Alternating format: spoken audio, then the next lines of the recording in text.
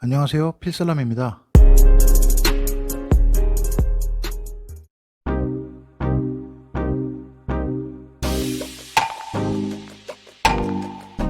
저의 영상은 광고 영상 짜집기로 스펙 설명하는 영상이 아닙니다. 제가 2년 넘게 실제로 타면서 느끼는 걸 리뷰하는 영상이고요. 2년 동안 타보고 리뷰하는 것에 이어서 이번에는 2년 동안 타보고 깐다를 준비했습니다. 3월 출시를 앞두고 레인저에 관한 기사들을 봤는데요. 저는 솔직히 크게 공감을 못하겠어서 단점에 관한 리뷰를 한번 해보려고 합니다.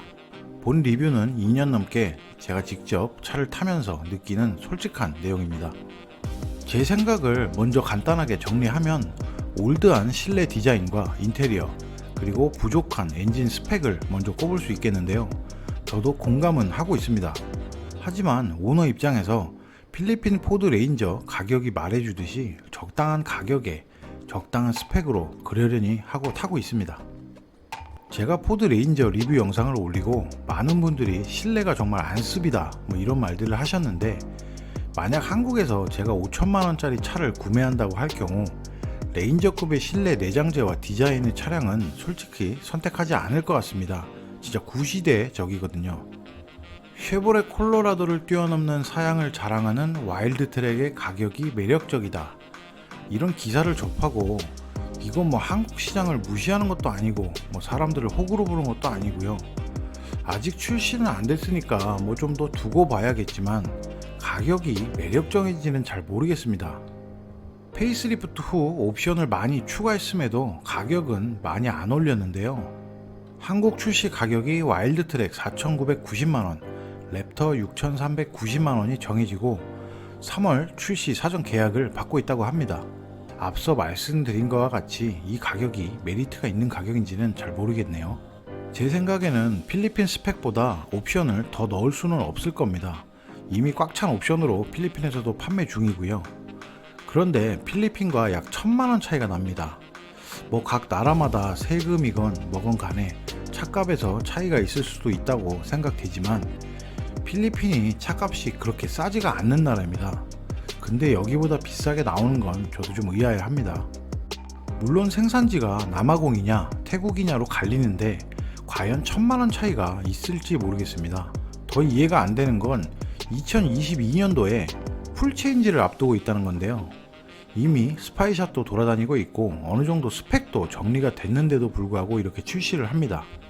F150의 디자인을 계승받고 파워트레인도 브론코에스에 있는 2.3L 270마력과 2.7L 310마력 가솔린 엔진으로 출시된다는 루머도 있는데요. 2022년에 풀체인지가 되면 2023년에는 시장에 풀릴 것 같은데, 올해 한국 출시라 이거는 재고 처리 느낌도 좀 있습니다. 요즘 차박이나 레저용으로 픽업이 인기가 있다고 하는데 풀체인지를 2년 정도 앞두고 출시하는 건 글쎄요. 저는 그냥 기다렸다가 신형으로 가기로 결정을 했습니다. 차체 크기, 이건 사용 용도, 주거 환경, 용도에 따라서 장점이 될 수 있는 문제인데요. 저는 도심 콘도에 살고 있어서 주관적인 측면에서 설명을 하려고 합니다. 레인저는 미국에서는 미드 사이즈 픽업인데 막상 주행하면 미드 사이즈라고는 결코 생각 안 드실 겁니다. 제가 미국에 거주할 때 램 1500을 타고 다닌 적이 있었는데 불편함 없이 타고 다닌 기억이 있습니다. 전장이 5816인데도요. 그런데 필리핀에선 레인저도 가끔 좀 버겁다는 생각이 드는 경우가 많습니다. 특히 주차장 들어갈 때 아니면 파킹할 때 차 막히는 좁은 도로에서는 특히 더하고요. 한국도 아파트나 좁은 주택, 골목 주차 시에는 좀 버거울 겁니다. 생각만 해도 참 머리가 아프네요. 360도 서라운드 카메라가 있으면 문제는 없겠는데 레인저한테는 이런 기능은 사치인지라 감각으로 승부를 보셔야 됩니다. 참고로 필리핀이 한국보다 평균적으로 건물 주차 라인이 큰데도 불구하고 꽤 버겁게 느껴질 때가 굉장히 많고요. 그나마 짧은 전륜, 오버행으로 진입각이 괜찮아서 나름 운행은 편리한 편입니다. 전장도 길고 저 같은 경우는 인치업도 해놨으니까 선물로 이 휠의 스크래치는 매번 따라옵니다. 2리터 디젤 엔진에 213마력, 최대 토크 51, 공차 중량 2310, 수치만 봐도 차체에 비해서 부족하다는 느낌이 드는 건 사실입니다. 주행 시에도 첫 번째 리뷰에서 말한 것과 같이 여유로운 펀치력을 기대하기는 무리가 있습니다.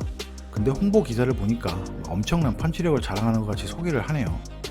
엔진 사양으로만 볼 때는 콜로라도가 우위를 점하는 건 사실인데요. 랩터는 와일드 트랙과 동일 엔진인데 공차 중량은 200kg가 더 무겁습니다. 게다가 17인치 285, 33인치 올터레인 타이어를 끼워놨으니 연비는 말할 것도 없이 떨어지는 건 사실일 거고요. 차량 중량이 정말 중요하다는 거는 다 아시는 부분일 거고요. 앞서 리뷰에서 말씀드린 것과 같이 앞좌석 시트 포지션이나 공간적인 측면에서는 크게 불편함은 없는데 뒷좌석은 잠시 앉아보시면 괜찮지만 장거리 운행은 굉장한 무리가 있다고 생각이 됩니다. 성인 남성이 탑승해도 넉넉한 2열 실내 공간, 실용성도 충분하다 이런 기사를 봤는데요. 제 생각을 정리하면 말도 안 되는 소린 것 같습니다. 시트 포지션 조절 불가에 의자 각도가 높아서 진짜 앉아있으면 벌받는 기분이 들고요. 2-3시간 장거리 운행할 때 제가 뒷자리에 일부러 한번 앉아봤는데 진심으로 진짜 너무 불편합니다. 이 기사를 쓰신 기자분은 2열 시트가 충분한 공간이라고 하시는데 아마 90도 의자를 좋아하는 분이 아닐까 하는 생각이 듭니다. 개인적인 차이일 수도 있고요. 또 수납 공간이 정말 없어도 너무 없습니다. 그런데 실용성도 충분하다? 이 말은 정말 공감이 안 됩니다. 뒷좌석 밑에 귀여운 히든 수납이 있는데 앞뒤 수납 공간 부족은 레저용으로 이용하신다면 바로 짜증부터 나실 겁니다. 웬만하면 문짝에 여분 컵홀더가 있는 게 정상인데요. 이건 없습니다. 시트 사이에 공간도 없어서 차에 물건 싣고 운행하시는 분들은 진짜 짜증 나실 거고요. 여기까지 실제 오너 리뷰가 좋다고 생각되시면 구독 버튼 꼭 잊지 말고 눌러주시기 바랍니다. 마지막으로 가격입니다.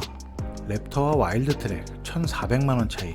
물론 랩터만의 옵션인 휠과 타이어, 폭스 서스펜션, 오버펜더 같은 외관의 차이, 지역 모드, 전복 방지 시스템 등 오프로드만의 옵션을 무시할 수는 없는데요.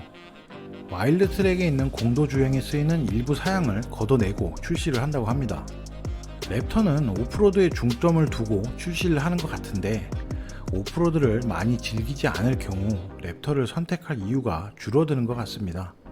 이런 데서 매번 날아다니지 않으실 거면 개인적인 견해로는 와일드 트랙을 사고 드레스업이나 약간의 튜닝으로 충분히 커버가 가능하지 않을까 하는 생각이 듭니다. 저 역시도 모델 체인지 후에 다시 와일드 트랙을 구매해서 튜닝을 할까 하고 생각하고 있는데요. 새로워진 파워트레인과 디자인으로 1년 뒤가 굉장히 기다려집니다.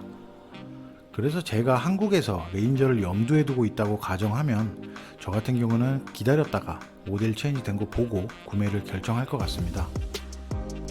포드 레인저 와일드 트랙, 오늘은 단점만 골라서 영상으로 보여드렸는데 도움이 조금 되셨을까 모르겠습니다. 시청해주셔서 감사드리고요. 다음 영상에서 더 좋은 정보로 찾아뵙겠습니다.